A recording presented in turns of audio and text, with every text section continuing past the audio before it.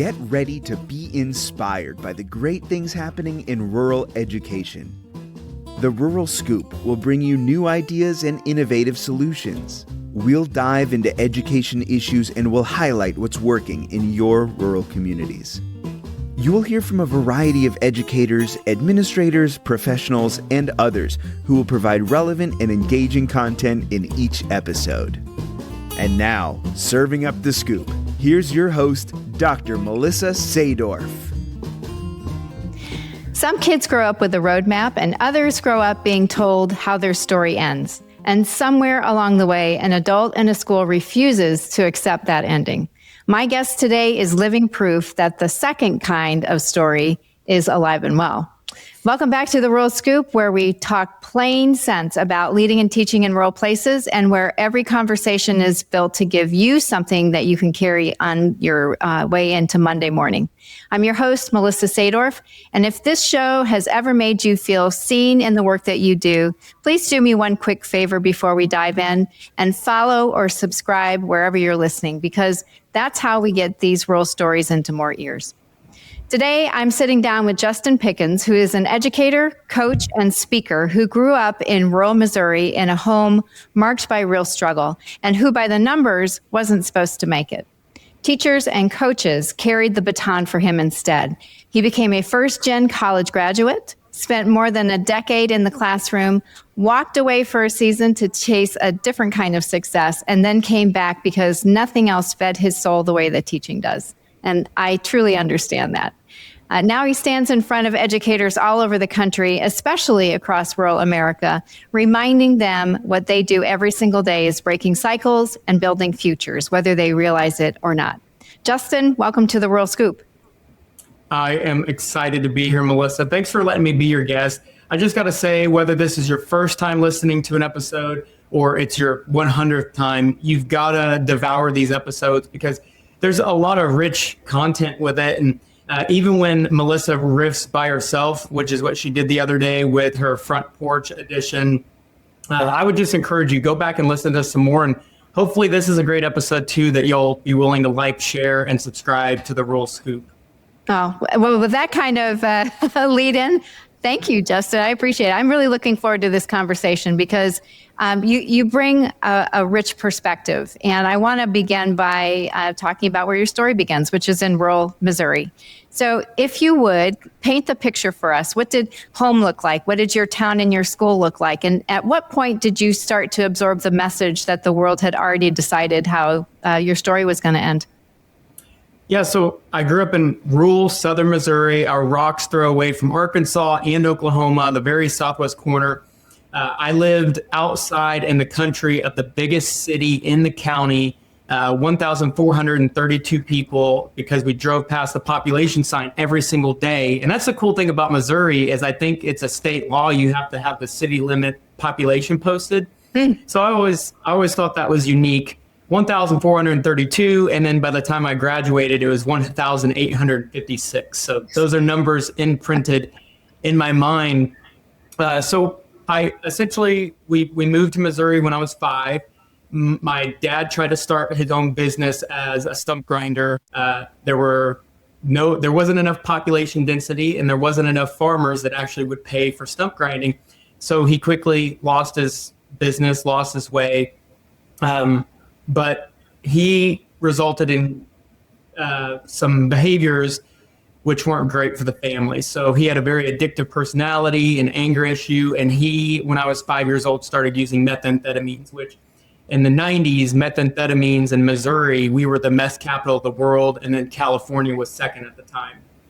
So he got involved with that. And then at the same time, my mom, who I love dearly, but she suffered from manic depressive bipolar disorder. So her whole life she was on disability, couldn't really hold down a job because just the manic episodes would kick in and it wasn't great for anybody. So there was a lot of instability, but my parents chose to move to a rural town, and they always told me 4 things. They told me, listen to your teachers and coaches, do as I say, not as I do. When you go to college, not if. This was the 90s where career and college readiness wasn't there yet. It was more college readiness.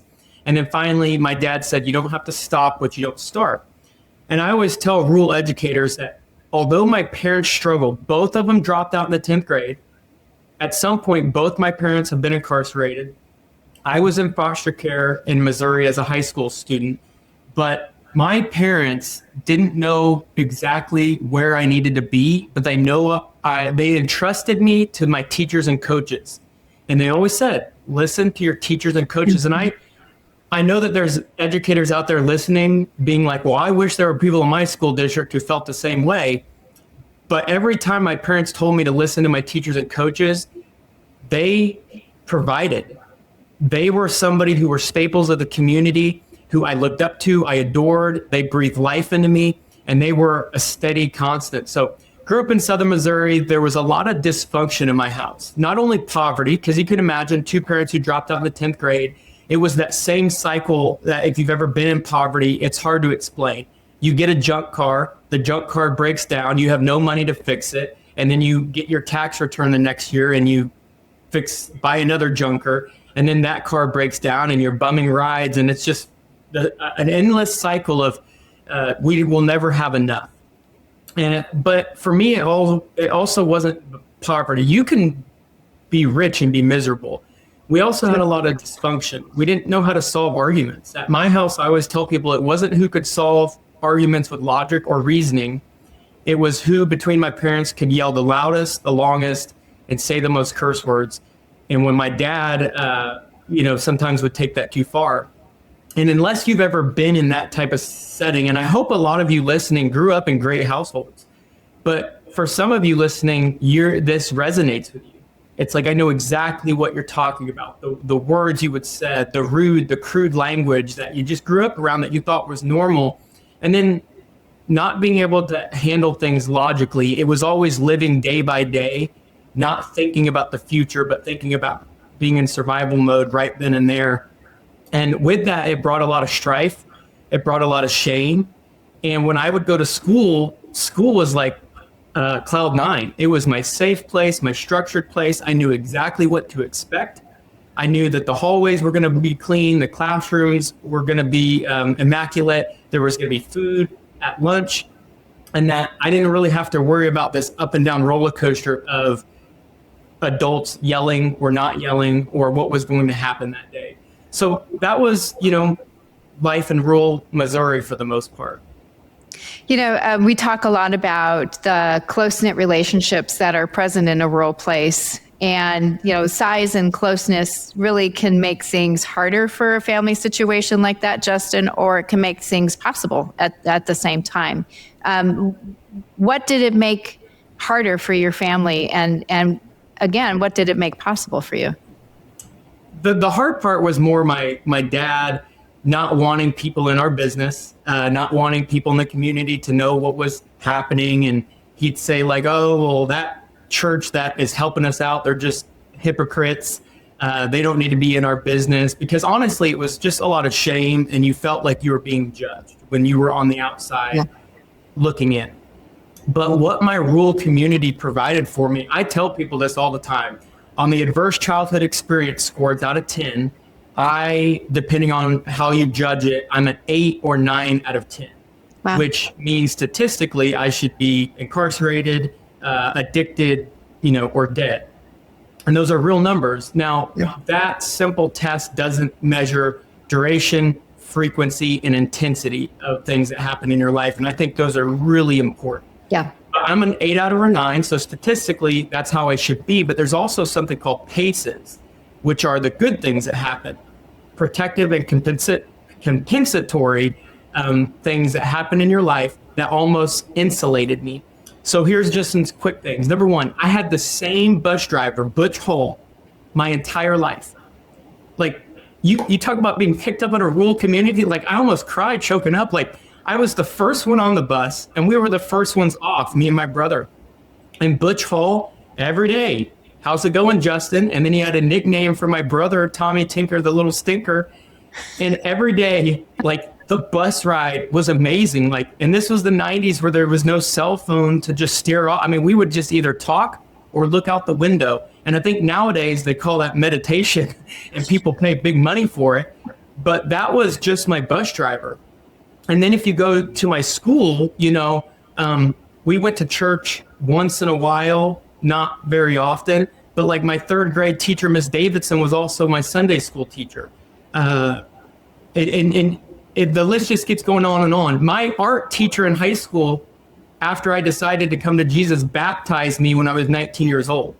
My math teacher, she made the rehearsal dinner for my wedding. She made it from scratch. That was my math teacher, Miss Stansel. And then Coach Wilke, my head football coach, who went on to administration years later, he showed up to my first college football game, which was 3.5 hours away, and he showed up to my last college football game. And I just can't tell you all these moving parts, along with my parents always believing that I could make it and pushing me and telling me to continue to show up to school. How lucky I was, and how like I hit the teacher lottery, like without a doubt. Every day millions of kids walk into a classroom and they don't get to choose their teacher. They don't get to always choose their community.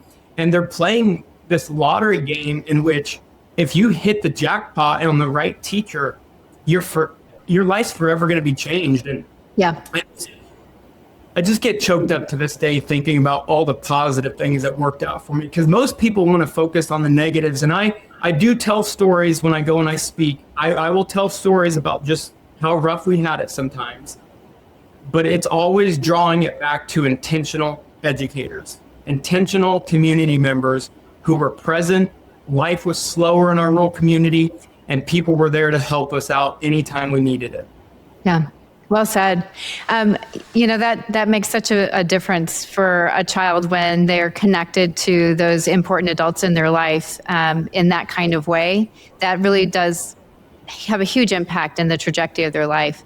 You talk a lot about your coaches, and with having been a football player, there's obviously a deep connection and a relationship that you build with your coaches through not just high school, but into college, as you said. Can you take us into an exact moment with your high school coaches that you still carry around with you today that makes a difference on your life today? Yeah, so I'm just gonna tell this story. I always get choked up when I tell it, but there was my head coach named Coach Wilke, and Coach Wilke to this day proves that there's magic in the mundane. So for a kid who comes from dysfunction, we love showing up to consistency. And that's what schools provide. And I know that there are teachers out there who have been doing the same thing for 20 years, and they might be feeling a little tired or bored or burned out, but like there is magic in the mundane. So Coach Wilke, to this day, always used the word, "Hey, pick." It didn't matter if I was in the lunchroom. It didn't matter if I was in the hallway, the football field, the weight room. If he saw me, he acknowledged me, and he would use the word, "Hey, pick." And I'll just never forget, as a 14-year-old freshman, there was one night, my freshman year of high school, that there was an incident that happened at my house with my dad. And I won't go into detail, but at the end of the night, there was a gun involved, 15 police cars, and it ended with my dad being arrested and me as a 14-year-old kid and my brother as a 12-year-old boy watching him with, a knee on his back, cuffs behind his back and his face in the dirt, being taken to jail. And that night we went to the sheriff's office and we had to give our statements. And when we got picked up by our foster mom. And I don't tell this very often, but our foster mom had a British accent. So think about it. My rural southern Missouri, one of my most traumatic nights in my entire life. And at 1:00 in the morning, we get picked up by this lady we don't know, and she has the thickest British accent you've ever seen. Can't make this stuff up, right? But as we're driving back, she asked me and my brother a rhetorical question. She says, you guys have had a really long night. I suppose you don't want to go to school tomorrow. And I just remember looking at my brother, and we had the same look on our face. Like, why wouldn't we want to go to school? School is our safe place, our structured place. School is where I feel like I can be anybody. School is where if I just put in the work, there's light at the end of the tunnel, and I can be bottom and left on the graph, but no matter what, there's always up and to the right. school's the only place I want to be. School's where my English teacher, Miss Scoville, is, that tells me how great I am when it comes to my opinion on how to kill a mockingbird. Miss Stansel's there to tell me that I'm making progress in algebra. And Coach Wilke is there just to simply acknowledge me by saying, hey, Pick. And Coach Wilke was the only one, not the only one, but he was one of my coaches who really pushed me to go to college. And by that, he would send out a VHS film of this slow kid and try to get me a college scholarship when I really wasn't that good. I was just a hard worker. And I'll never forget, he got me a college scholarship somewhere 3.5 hours away. I went there sight unseen, and it was almost a full ride academically and athletic. But I always tell people this, my first semester in college in the big city, I didn't want to be there anymore. I would lie awake in bed, I'd cry. There was too many stoplights. I didn't know the people. I was a small fish in a big pond. When you're from a rural community, you're the big fish in a small pond. And most importantly, I just really was uncomfortable. And I wanted to go back to comfort, even if it wasn't what was best for me. In my first football game, my freshman year, I'm walking up and I hear, hey, Pick, how you doing, buddy? And Coach Wilke drove 3.5 hours with my parents to come and watch and support me. I always tell people that sometimes when you don't believe in yourself, you need somebody to believe for you. And after Coach Wilke pouring into me, Miss Stansel giving me a graduation present, it was like, how can I give up on that? How can I let them down? Yeah, that's honestly, that's what happens when you have adults that have decided that you're worth the effort and make sure that they are letting you know that they're behind you 100%. What a difference. Yeah, it was huge. And I always tell people this, in college, after my freshman year, my dad died unexpectedly when I was a sophomore. And at the age of 19 or 20, I planned an entire funeral. My mom wasn't mentally able to do it. I had to pick up some of the pieces, but I remember going back to school and just putting everything into athletics and academics. My senior year rolls around and it's senior day, and my mom couldn't make it. She was in California. She actually had some warrants out for her arrest and had to go spend some time in Rancho Cucamonga Women's Penitentiary. And it's my senior day, and all these people are being walked out by their parents onto the field as they're being honored for 4 years of commitment. And I'm waiting on my little brother to arrive, and I can't get a hold of him. I don't know if he's going to be there. And I'm just thinking, like, my dad died, my mom is far away, and I don't have anybody. I wanted to be the Coach Wilke for every other kid, and always went the extra mile. But the extra mile educator isn't always somebody with extra time. Sometimes they're just somebody with extra intentionality. You know, I think that's a great word. And you say that extra mile educator isn't always somebody with extra time. They have extra intention. I'd like for you to unpack that for the listeners, for the rural teacher that's out there who's exhausted and wearing 6 different hats and isn't sure if they've got even one more minute left to give. How do you make sure that goes from being this nice idea to being something that's actually concrete that really connects with kids? No, that's a fantastic question, because there's a lot of good mottos out there, but it's one thing to hear a phrase, it's another to live it. So just for example, I've been a classroom teacher and I've been a PE teacher. I'll give you an example. When I was a classroom teacher, if for whatever reason I ever had to give a detention and there was a kid in my classroom, the first 3/4 of the detention was always boring. I wanted to make it boring for him. But the last 5 minutes of the detention was always, hey, tell me your hero, a hardship, and something that you're hopeful for.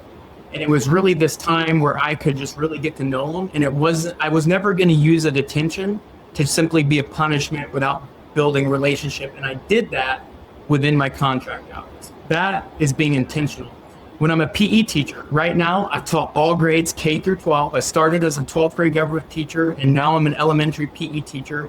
God just said I needed more patience. And I try to do this every day, and sometimes I fail. But in the first 5 minutes of every class, I give every kid a high five. We usually run laps. Every kid gets a high five, they get their name said, and I look into their eyes. And that little piece of intentionality is huge. And it can go more than that. You know, it could be just, hey, would I ever pass my own kid in the hallway and not say hi to him? Now, if there's 350 elementary kids in my school, I can't say hi to all of them, but I can give them a wink. I can give them a knuckle. I stopped giving them as many high fives because I was sick for like 8 weeks this year. But it's found in the little things. It's found in the workroom when somebody asks me how I'm doing at the copier. I say, I'm doing fantastic. How are you doing? Even when my back is hurting, even when I'm burnt out, like even when I'm having a rough day, I'm intentional about not adding to the dreariness that can be education. I'm intentional about not being an energy vampire, as John Gordon would say in his book, The Energy Bus. So it's little bitty changes that make a huge difference. And another thing I do in my own classroom is I read a book by 𝐂𝐡𝐢𝐥𝐝, a former Navy SEAL, called Extreme Ownership. And I applied that to my classroom. And I just said, look, if there's something going on in my classroom, I'm not going to blame parents. I'm not going to blame administration. I'm going to look at me first and what can I do? And that little bit of intentionality of pulling the thumb and not pointing the finger, it's made all the difference. So hopefully those are some little nuggets of just getting teachers thinking and administrators, how can I just, within my contract time, show a little bit more intentionality? Because we all see it, even in our lives, if you're married to somebody. For example, when I get home after a long day, I keep my phone in my truck. And if you're someone who's like, well, what's that going to do? That intentional action to leave my phone in my car the first 2 hours when I get home, it makes me a more present husband, a more active father, more at peace. And I fail time and time again, but at least I'm making the intentional action to do it. Yeah, yeah.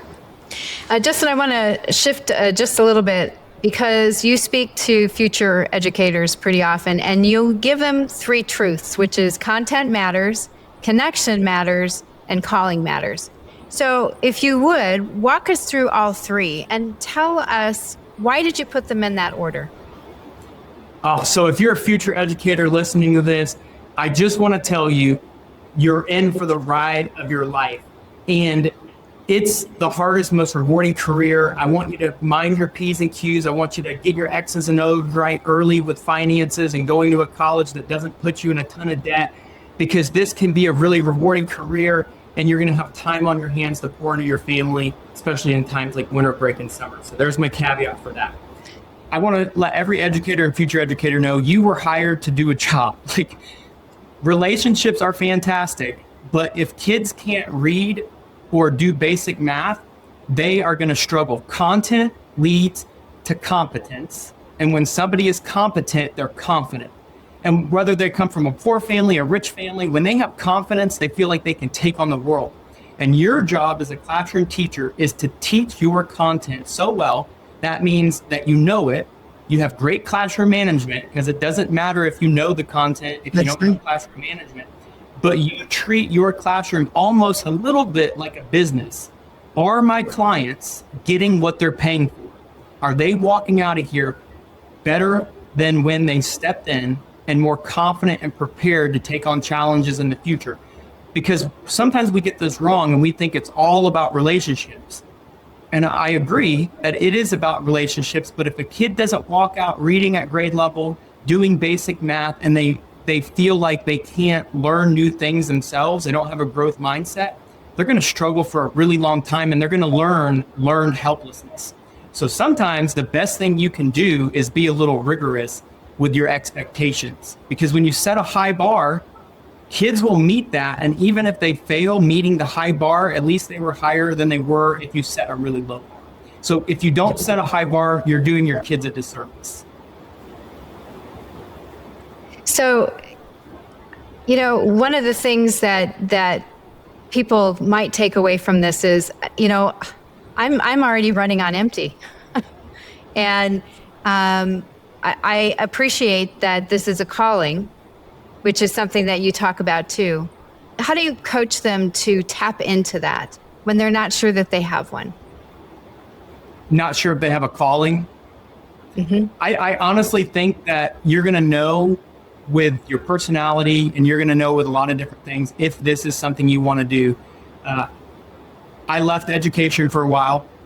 I was a financial advisor, and I also explored owning a Chick-fil-A and working in the restaurant industry.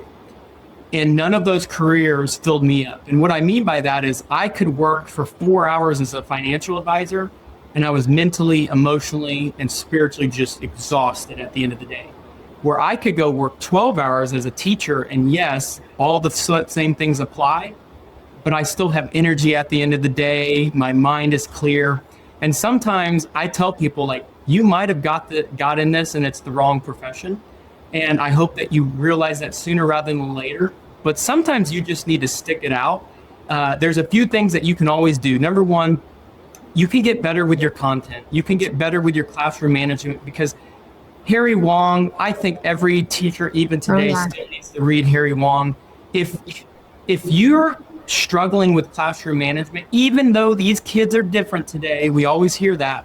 Kids want structure, kids want feedback, and kids want expectations to be enforced.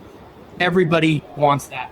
And I think a lot of times, if teachers don't have that, it doesn't matter how passionate you are, you're gonna break down, or the kids will break you down.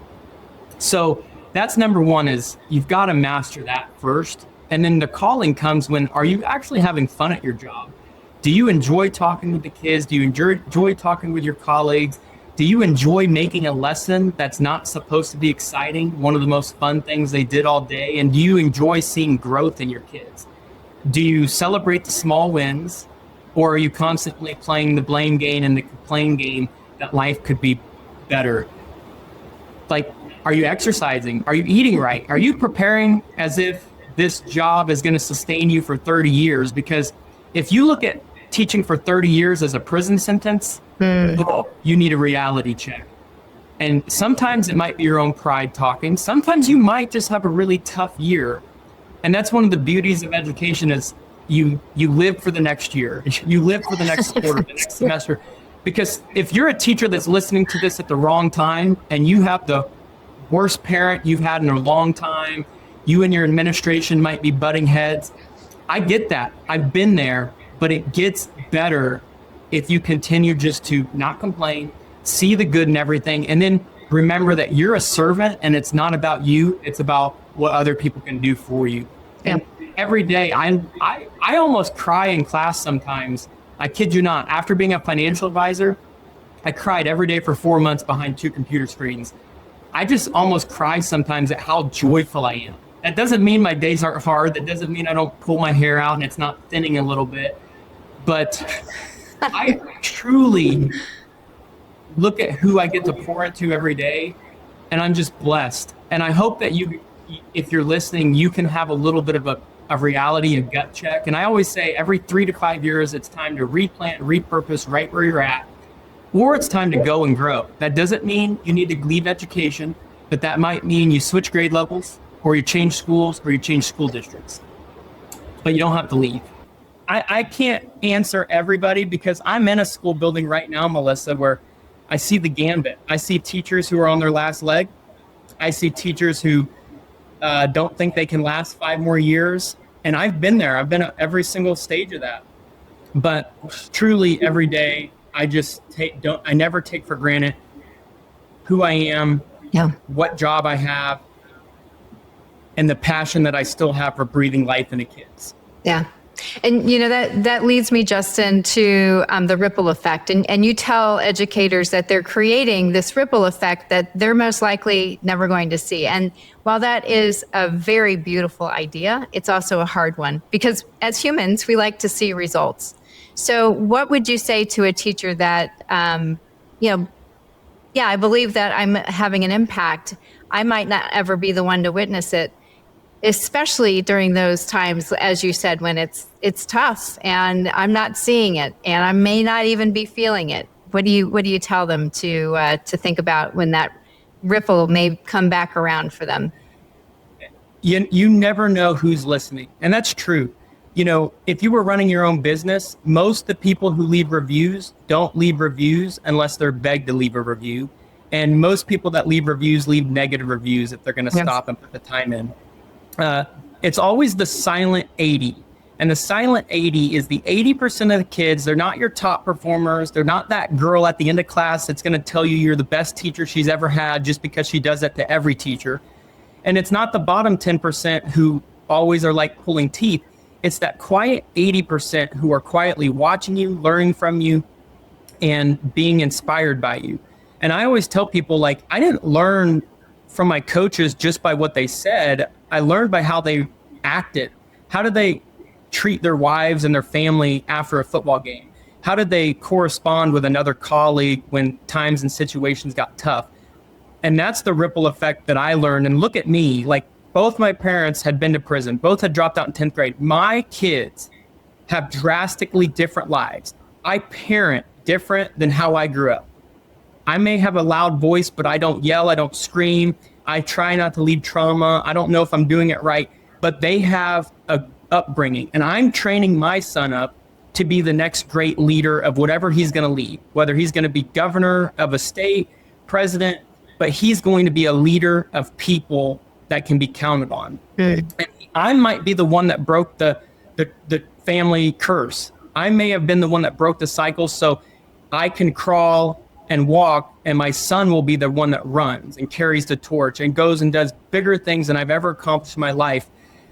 And I had to sit back and say, it's not about me. And Melissa, every day I will go to my gym, because now I live in the suburbs, but I go to my gym and I run into old students all the time.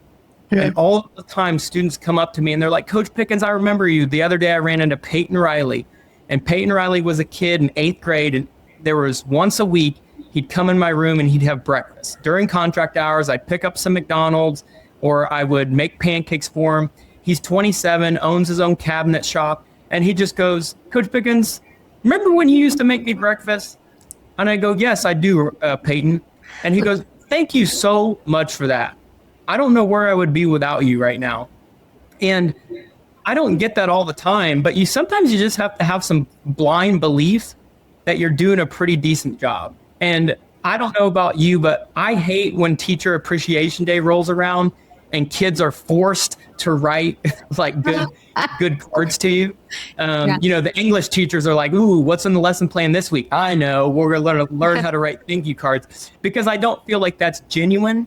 But just think back to how selfish you are now as a human, and then put yourself back as a teenager. The world revolves around you, and you're just a stepping stone. So don't take anything negative if people don't say you're changing their life, because really it's about, do you have enough joy when you get home to be the person you want to be, have energy for your family, and then pick it up tomorrow and do it again. You shouldn't be having the Monday scaries and the Sunday blues every single day when that rolls around. And if that's you, I'm so sorry. I've never had the Monday scaries or the Sunday blues as a teacher. Now, as a financial advisor, oh my gosh, I had them every day. So it's all about perspective sometimes. Yeah, every day was a Monday. So, you know, I love that you came back as a PE teacher. And I don't know if you know, I was a PE teacher also at the middle school, where eventually I became an assistant principal and principal. And it's something that is not a typical choice. I started out as a 6th grade teacher and was a coach. And so also I made the move just because I enjoyed teaching in that way. But it's not for everybody. So why PE? Why my gosh.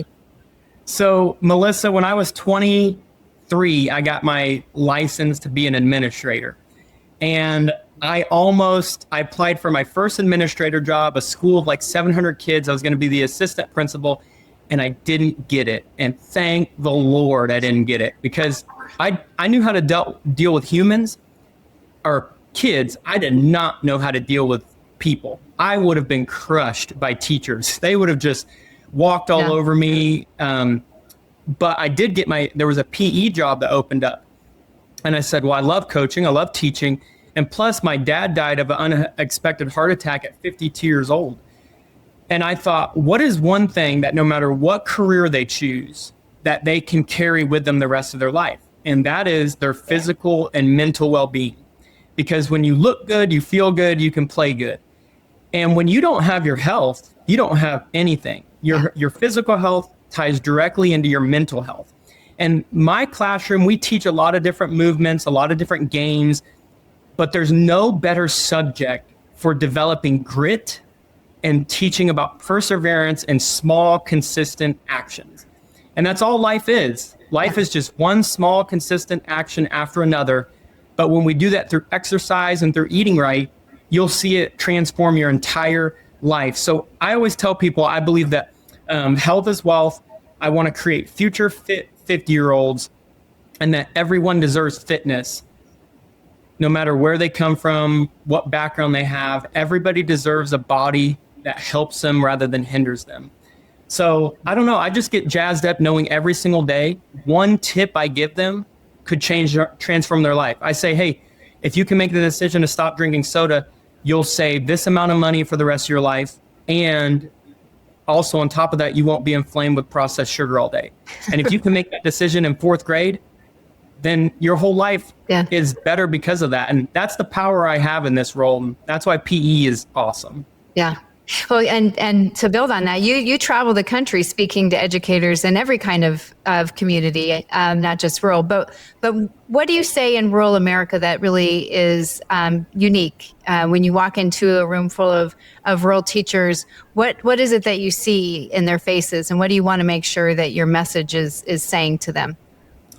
I want to make sure I say this. When I walk into a rural school, it is the last stronghold for it.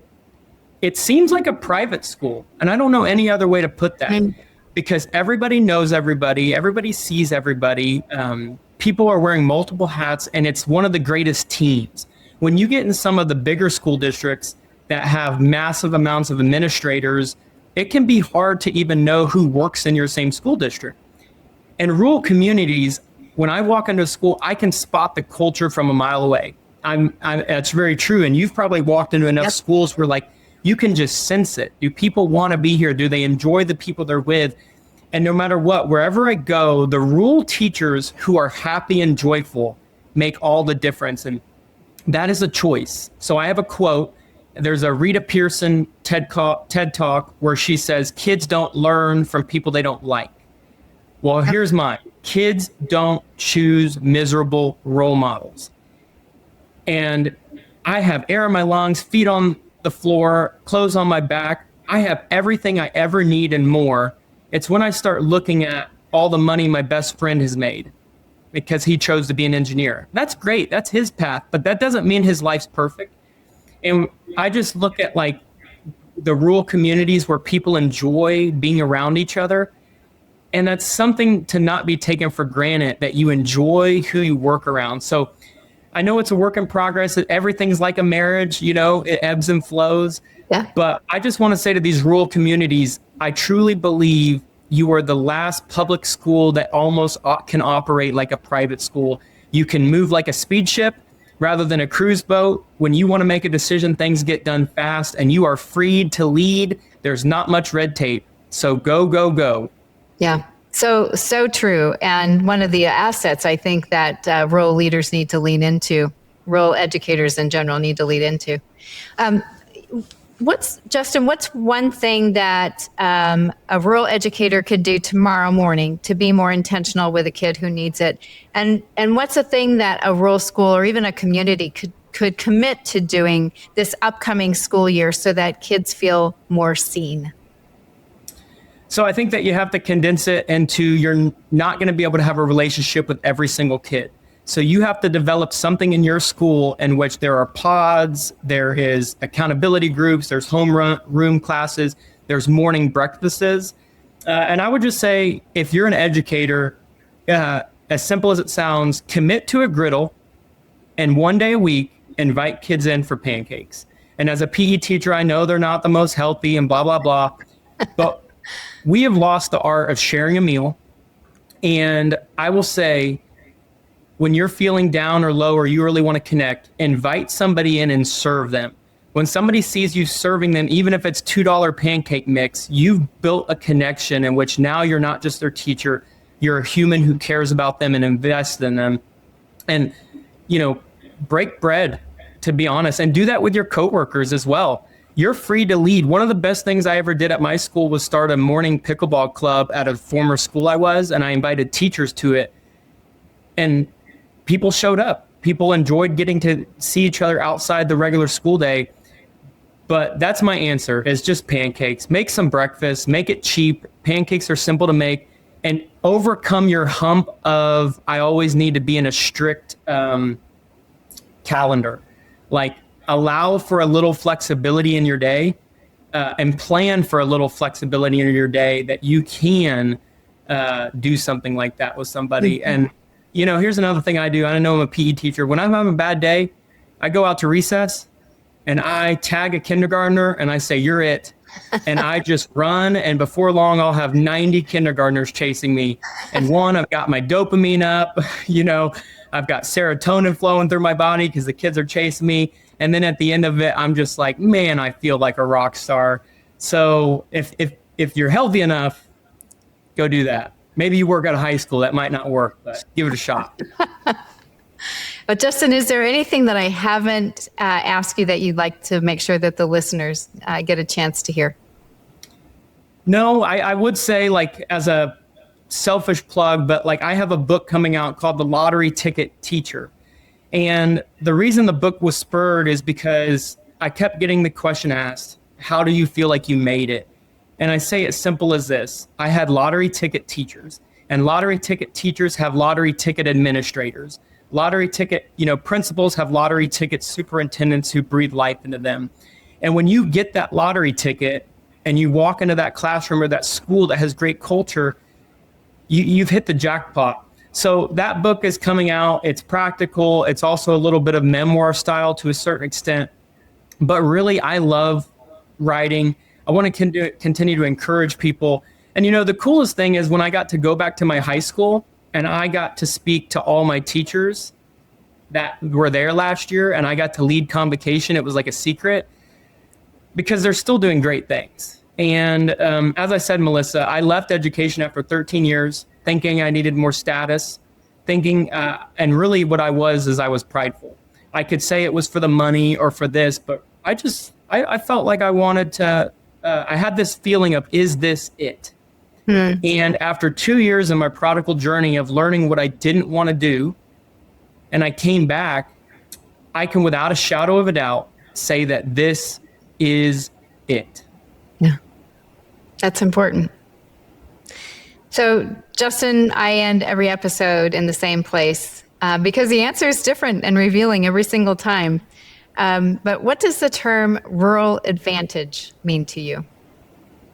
Rural advantage is knowing who your neighbors are, being a door knock away from somebody serving you that's in your community. Rural advantage is having that third space that you talked about on a previous podcast that the whole community can come to support each other and pull together for.